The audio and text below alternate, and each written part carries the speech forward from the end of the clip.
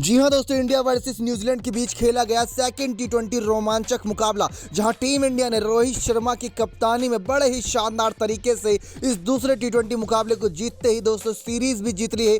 कई सारे रिकॉर्ड बनते नजर आए इस मुकाबले में, लेकिन जब मैच फंसता नजर आया था तो वहां पर खड़े थे कप्तान और उप कप्तान रोहित और राहुल की जोड़ी। यानी कि जब टीम को 102 रनों की आवश्यकता थी 78 गेंदों में, तो वहां से दोस्तों मैच किसी भी ओर जा सकता था, क्योंकि सामने Trent Boult, Tim Southee, Adam Milne जैसे खतरनाक गेंदबाज और भारतीय बल्लेबाजों की सबसे ज्यादा विकेट लेने वाले गेंदबाज इस जोड़ी भी उन्हीं के खेमे मौजूद हैं। लेकिन इन सब चीजों के बावजूद दोस्तों मैदान पर खड़े रोहित राहुल का हौसला बिल्कुल भी नहीं डगमगाया और चौके छक्कों की बरसात करी। कल तो हिटमैन शो ने दोस्तों सबका दिल जीत ही लिया, क्योंकि चौके कम और छक्के ज्यादा लगाए दोस्तों। एक चौका और 5 छक्के लगाए। इस मुकाबले में क्या बड़े रिकॉर्ड बने, कैसे दोस्तों 78 गेंदों पर 102 रन चेज हुआ, कितनी आसानी से हुआ, टीम इंडिया कहां फंस सकती थी और कहां फंसती नजर आ सकती है इन फ्यूचर, वो जानकारी देंगे। लेकिन अगर आप चैनल पर नए हैं, सब्सक्राइब नहीं किए, तो जल्द से जल्द चैनल सब्सक्राइब कर दीजिए, ताकि आप ऐसे ही लेटेस्ट और इंटरेस्टिंग अपडेट पाते रहें। तो इंडिया वर्सेस न्यूजीलैंड सेकंड टी20 आई का दोस्तों हाईलाइट बताते हैं, जहां पर न्यूजीलैंड ने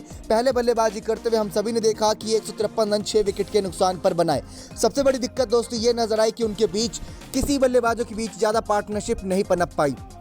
पिछले मुकाबले में हमने 109 रनों की पार्टनरशिप मार्टिन गप्टिल और चैपमैन के बल्ले से देखी थी, जिसकी वजह से उनका स्कोर 172-73 तक पहुंचा था। लेकिन दूसरे टी20 मुकाबले में ऐसा पॉसिबल नहीं हो पाया, क्योंकि भारतीय गेंदबाजों ने, खासकर दीपक चहर ने शुरुआत में जो विकेट लेकर दिया मार्टिन गप्टिल का, उसने पूरे मैच का रुख पलट दिया। 15 गेंदों पर 31 रन बनाया था मार्टिन गप्टिल ने, चहर ने उनका विकेट ले लिया था। लेकिन इस रांची के मैदान की खूबसूरती ये देखने को मिली कि यहाँ पर चौके कम छक्कों की ज़्यादा बारिश हुई। मार्टिन गप्टिल ने भी 3 चौके और 2 छक्के लगा दिए। 206 का इनका स्ट्राइक रेट था। डैरल मिचेल ने 31 रन बनाया 28 गेंदों में। हर्षल पटेल ने अपने टी20 का पहला विकेट डैरल मिचेल के रूप में लिया। चैपमैन दोस्तों जो पिछले मुकाबले में ताबड़तोड़ बल्लेबाजी खेले, अक्षर पटेल ने ही उन्हें रोक दिया। 3 चौका मारा था, 21 रन ही बना पाए थे। और ग्लैन फिलिप्स दोस्तों और खतरनाक हो सकते थे, लेकिन हर्षल पटेल ने सही समय पर आकर उनका विकेट लिया और टीम को दोस्तों कह सकते हैं मुसीबत से उबारा। इसीलिए हर्षल पटेल को मैन ऑफ द मैच का खिताब भी दिया गया। यानी अपना पहला ही टी20 का मुकाबला खेले और पहले ही मुकाबले में मिल गया मैन ऑफ द मैच का खिताब। तो इसे ड्रीम डेब्यूट ही कहेंगे, क्योंकि ग्लैन फिलिप्स उस समय 21 गेंदों पर 34 रन बनाकर खेल रहे थे। 1 चौका और 3 छक्के मारे थे इस खिलाड़ी ने, लेकिन हर्षल पटेल ने इनका विकेट लिया और डैरल मिचेल का विकेट लिया। तो 2 बड़े बल्लेबाजों का विकेट लेने की वजह से ही इनको मैन ऑफ द मैच का खिताब मिला। अब बात करें दोस्तों कि कैसे टीम इंडिया ने वो 78 गेंदों पर 102 रन चेस किया। आपको बता दें कि 7 ओवर के अंदर अंदर टीम इंडिया का स्कोर अच्छा खासा पहुंच चुका था, 51-52 रन के आसपास। यानी कि टीम इंडिया बड़ी ही फुर्सत के साथ बल्लेबाजी कर रही थी। और सबसे बड़ी बात दोस्तों, ये 5वां टी20 ऐसा मुकाबला था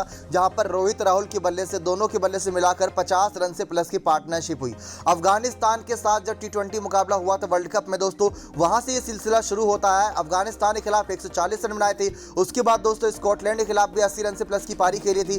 फिर हमने देखा था नाम्बिया के खिलाफ भी यहाँ पर ताबड़तोड़ बल्लेबाजी करी थी। उसके बाद न्यूजीलैंड के खिलाफ पिछले मुकाबले में दोस्तों यहाँ पर 50 रन से प्लस की पार्टनरशिप देखने को मिली थी। और ये 5वां लगातार मुकाबला है जहां पर 50 रन से प्लस की पार्टनरशिप क्रॉस की रोहित और राहुल की जोड़ी ने। अब दोस्तों इस जोड़ी की खासियत यह है कि दोनों ही बल्लेबाज विस्फोटक हैं, कभी भी गियर बदल के पारी को बदल सकते हैं। और दोनों ही बल्लेबाज एकदम बिल्कुल सुलझी हुई पारी भी खेलते हैं, यानी कि कोई भी रिस्की भरा शॉट नहीं खेलते। बड़ी ही शानदार रनिंग बिटवीन द विकेट होती है और बड़े ही शानदार तरीके से इनके शॉट होते हैं। पुल शॉट हो, हुक शॉट हो, या ड्राइव हो, कवर ड्राइव हो, या फिर मिड ऑन की तरफ, मिड ऑफ की तरफ, कहीं पर भी हो, रोहित शर्मा हर जगह माहिर है। और केएल राहुल की कलात्मक शॉट तो दोस्तों हर किसी का दिल जीत ही लेती है। लेकिन सामने से दोस्तों यहाँ पर टीम सऊदी के लिए खतरे वाली बात यह थी कि ये 2 बल्लेबाज 50 रन से प्लस की पार्टनरशिप खेल चुके हैं। और उसके बाद दोस्तों टीम इंडिया को चेस सिर्फ 154 रन ही करना है। यानी कि 100 रन बचे थे और अब 102 रन बनाने थे 78 गेंदों में। यहां से शुरू होता है असली मुकाबला, जहां से हम देखते हैं कि केएल राहुल और रोहित शर्मा बदलते हैं गियर और 8वें ओवर से लगाना शुरू करते हैं चौके छक्के।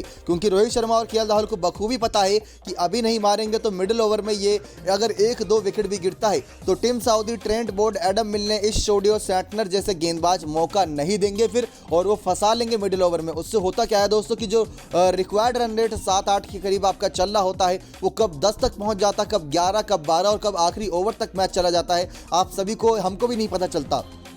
तो रोहित राहुल की जोड़ी ने यही डिसीजन लिया, जहां पर हमें देखने को मिला रोहित शर्मा ने कुछ बेहतरीन चौके छक्के लगाए। लेकिन कल दोस्तों सबसे बड़ा जो फैक्टर साबित हुआ वो था ड्यू फैक्टर। कल शाम 5:30 बजे से ही मैदान पर ओस गिरना शुरू हो गई थी, घास एकदम गीली हो चुकी थी, गेंद फंस रही थी, गेंद गीली हो गई थी और स्पिनर के लिए दिक्कत हो रही थी, खासकर तेज गेंदबाजों के लिए, क्योंकि जो गेंद यॉर्कर पे गिरनी चाहिए थी टीम सऊदी ट्रेंट बोल्ट की, वो गेंद दोस्तों कभी बाउंस जाती थी, कभी दोस्तों सीधा एकदम यॉर्कर की जगह फुल टॉस बन जाती थी, जिसकी वजह से चौके छक्के कल खूब पड़े। तो यही हमें खासियत देखने को मिली, जो गेंद थोड़ा आगे लेंथ रखना चाहते थे वो गेंद बाउंस हो जाती थी थोड़ी सी पीछे की वजह से, और उसी पर रोहित शर्मा पुल शॉट और हुक शॉट लगाते नजर आए। इसी वजह से कल 36 गेंदों में 55 रन की पारी रोहित शर्मा ने 1 चौके 5 छक्के की मदद से खेली, और 49 गेंदों में 65 रन की पारी केएल राहुल ने 6 चौके 2 छक्के की मदद से खेली।